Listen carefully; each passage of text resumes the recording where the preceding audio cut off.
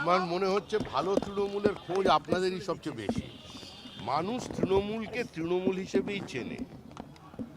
তৃণমূল সমস্ত সংজ্ঞার বাইরে, তৃণমূল সমস্ত হিসাবের বাইরে। তৃণমূল হচ্ছে সীমার মধ্যে একটা অসীমের সন্ধান।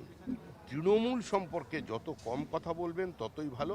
আর এখন তৃণমূল নেই, ওটা নির্মূল হয়ে গেছে। এখন যেটা আছে সেটা হচ্ছে ওই 1 ডজনের বেশি অ্যাকাউন্টে কয়েক হাজার কোটি টাকা পড়ে আছে, সেটার উপরে দখলদারির জন্য লড়াই চলেছে। তো কে মৃত কে মৃত এ নিয়ে চর্চার কোনো প্রয়োজন নেই। দখলদারির কথা বললেন, একাডেমি অফ ফাইন আর্টস কি তাহলে আপনারা দখল নিলেন? কোনো সময় দখল আমরা নিইনি, কিন্তু ওখানে যারা আন্দোলন করে নিজেদের প্রাসঙ্গিক হতে গেছিলেন তাদেরও চিন্তাভাবনা করতে হবে। তারা কি পেশি শক্তি দেখাচ্ছেন? আমার কাছে অত্যন্ত বয়োজ্যেষ্ঠ, শ্রদ্ধেয়, লব্ধ প্রতিষ্ঠ নাট্যকারেরা এসেছিলেন। আমি তাদের ঘটনাটা সম্পর্কে জানাই যে হঠাৎ রাতারাতি ওখানে একটি দল কিছু ঝান্ডা লাগিয়ে দেয়। তার একটা প্রতিক্রিয়া হয়, প্রতিক্রিয়ায় কেউ একটি গেরুয়া রং করে। দেখুন, গেরুয়া রংটি হচ্ছে ত্যাগ তিতিক্ষার প্রতীক। তার একটি নির্দিষ্ট মর্যাদা আছে, সেটা সব জায়গায় ব্যবহার করা যায় না।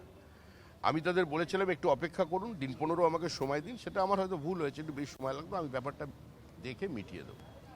এবং কনসার্ন সমস্ত লোকদের সেটা আমি বলেছিলাম মিটিয়ে দেওয়ার জন্য, প্রত্যেকের সঙ্গে কথা বলেছিলাম। কিন্তু সংসদ চলার জন্য আমার যখন ফেরার কথা, বিশেষ কারণে আমি ফিরতে পারিনি। হঠাৎ শুনলাম কয়েকজন ওখানে পৌঁছে গেছেন, বলে শ্রমিক ভট্টাচার্য বলেছিলেন, কথা রাখেনি, বলে তারা সাদা করে দিলেন। এবার আমরা যারা সাদা করেছেন তার বাড়িতে কি গেরুয়া রং করে আসবো? আটকাতে পারবেন?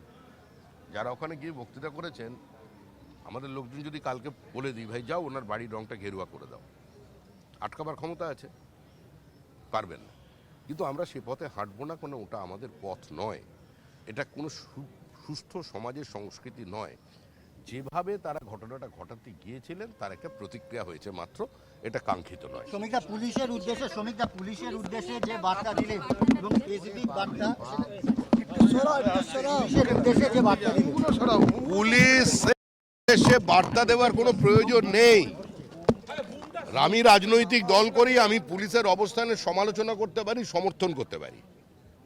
রাজ্যের পুলিশ মন্ত্রী শুভেন্দু অধিকারী অত্যন্ত কঠোরভাবে ডে 1 থেকে এই ধরনের দুষ্কৃতীদের বিরুদ্ধে ব্যবস্থা নিচ্ছেন।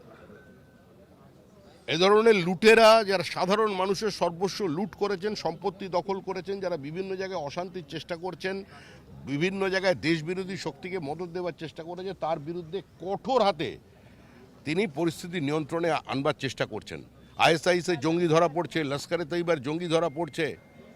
এর থেকে পশ্চিমবঙ্গে কোন ইঙ্গিত বহন করছে? কোথায় পৌঁছে দিয়েছিল পশ্চিমবঙ্গ?